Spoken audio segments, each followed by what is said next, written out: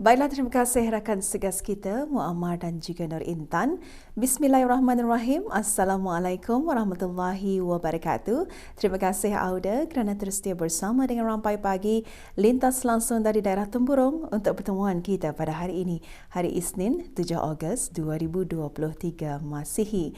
Selamat pagi, salam sejahtera dan juga salam ceria saya ucapkan kepada habis kita di luar sana. Seperti biasa, saya mengharapkan agar Auda semua berada dalam keadaan sihat sejahtera di manapun Auda berada ya. Dan khususnya juga Auda untuk hari ini, hari Isnin, keadaan cuaca di sekitar kawasan daerah Temburong, khususnya di kawasan Pekan Bangar, pada pagi ini berada dalam keadaan yang baik dan cerah. Jadi kita mengharapkan apapun tugasan Auda maupun aktiviti-aktiviti yang akan dijalankan pada hari ini, diharapkan agar semuanya berjalan dengan lancar ya. Auda seperti biasa dalam pertemuan kita ini, sebelum kita menyaksikan bahan visual, ingin saya kongsikan beberapa info semasa antara acara yang akan berlangsung di sekitar kawasan daerah Temburong. Antaranya ingin saya kongsikan mengenai pendaftaran petak jualan yang dibukakan bagi acara ke Temburong Bisai, dan pendaftaran ini akan ditutup pada 14 Ogos 2023 iaitu pada pukul 12.30 hari, dan ingin saya kongsikan juga acara ke Temburong Bisai ini akan dibukakan pada 31 Ogos hingga 3 September 2023 nanti ya. Dan satu info semasa juga ingin saya kongsikan mengenai acara A Green School Initiative Reduce, Reuse, Recycle yang dikendalikan oleh Sekolah Menengah Sultan Hassan Temburong dan juga Pusat STEP Kementerian Pendidikan. Acara ini akan diadakan pada hari Sabtu 12 Ogos 2023 bermula pada pukul 10 pagi sehingga 12.30 hari dan mengambil tempat di Dewan Serbaguna Sekolah Menengah Sultan Hassan Daerah Temburong. Baiklah Auda, itulah dia antara info semasa yang dapat saya kongsikan bersama dengan Auda pada pagi ini, dan apa kata untuk seterusnya kita terus saja menyaksikan bahan yang telah pun dimuatkan. Untuk itu kita saksikan bersama.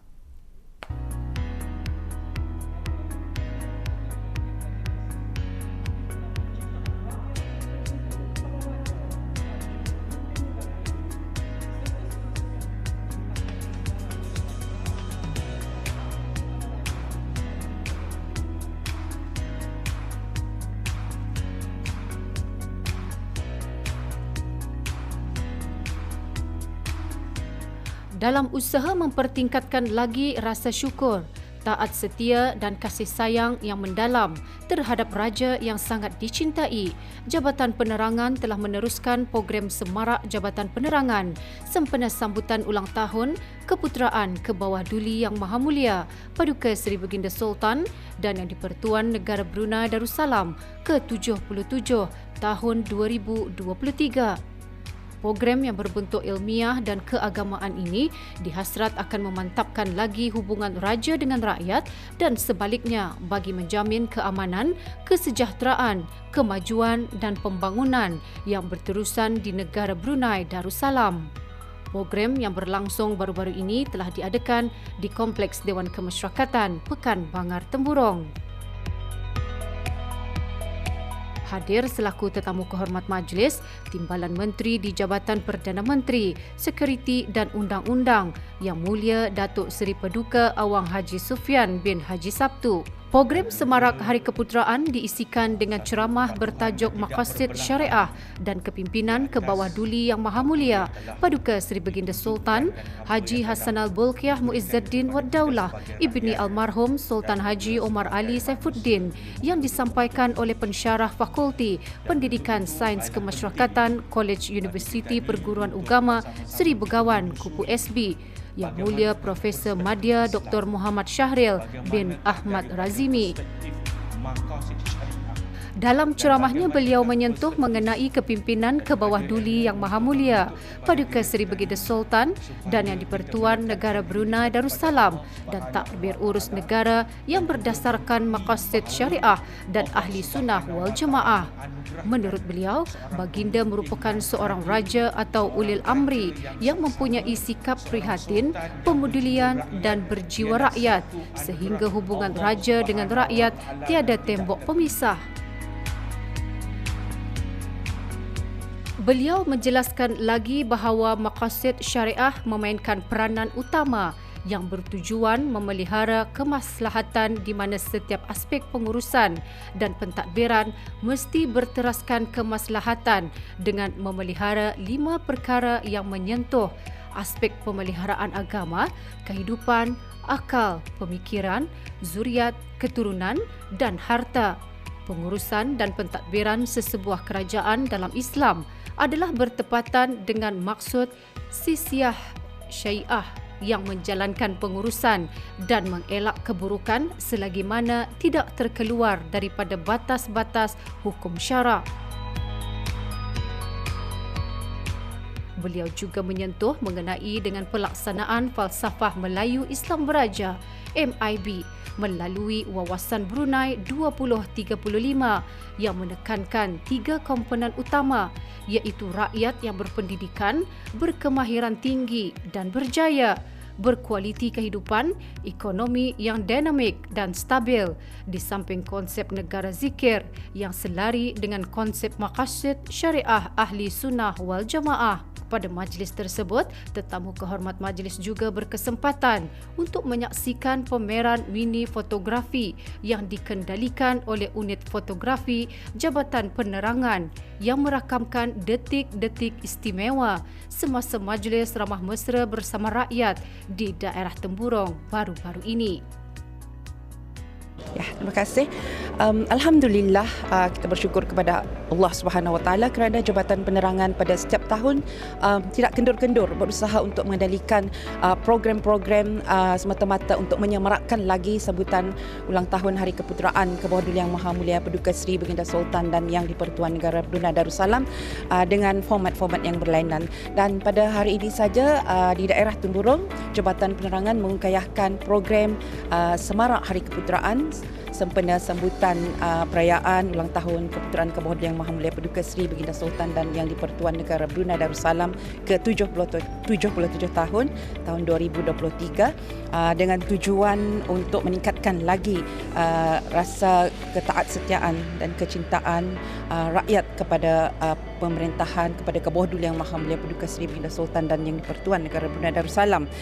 Program Semarak Hari Keputeraan dilihat begitu penting, sangat penting ke arah memantapkan lagi dan juga meningkatkan lagi kefahaman dan penghayatan mengenai peranan raja sebagai pemegang tampuk pemerintahan negara dan rakyat dan penduduknya pula untuk sentiasa mentaati raja.